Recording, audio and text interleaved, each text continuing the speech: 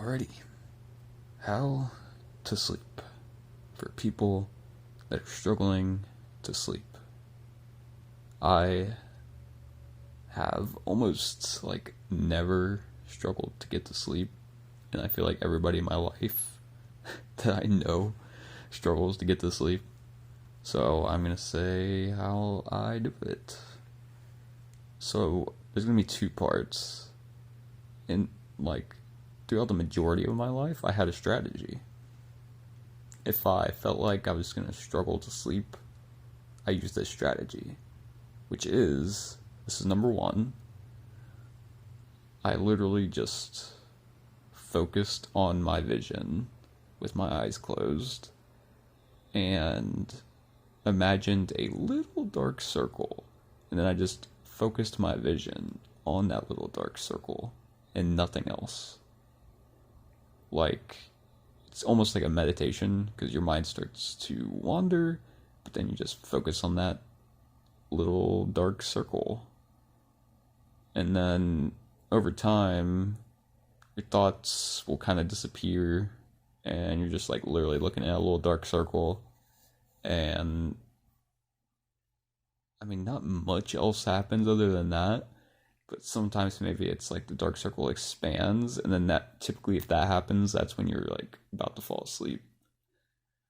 So that's how I used to do it, kind of the majority of my life. But recently, so number two, the strategy goes more like this, and this I really had success with this recently because I was struggling to get to sleep. I deal with chronic pain. And that was actually a very big part of why I was struggling to sleep. And so strategy two is basically, so you're sitting there, you're trying to sleep.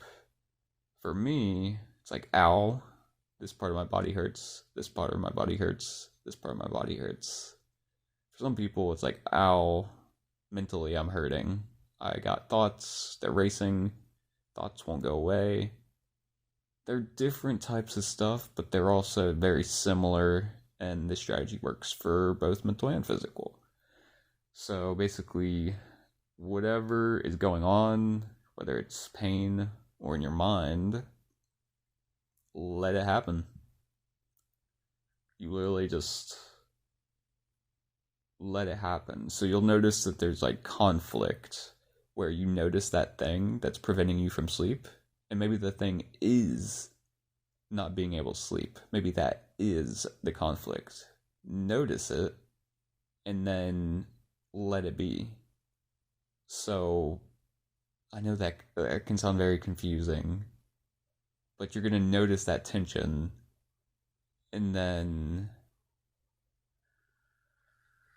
how do you word it? So you notice it, and then you feel it as much as you can, but you're not putting energy into feeling it. You're just letting let it flow through you. And eventually, if it's a physical thing, you'll feel the tension starting to release, and then you'll just kind of feel like you're floating and start literally feel yourself start drifting off to sleep over time. And if it's a mental thing, it's pretty much the same thing. A lot of people, they're going to be dealing with racing thoughts, and your thoughts are going to be racing, and there may be several different thoughts. Maybe it's just one, but there may be several different ones. And once you just kind of let it go, just let it be, you're just going to feel extreme calmness, and then it's going to be so easy to go to sleep. And so that's the strategies, but just to talk a little bit more on that, when I had success with this the other night, I had a rare night where it was hard to sleep, I'm pretty sure it's very related. I don't want to say identity, but that's kind of what it is. It's a very much so it's almost like an identity thing, but I don't want to say 100%. Um, because you're identifying with either some physical tension or some thoughts. And once you get past that, you're like, oh shoot, that conflict was just like had me trapped, and that's not me.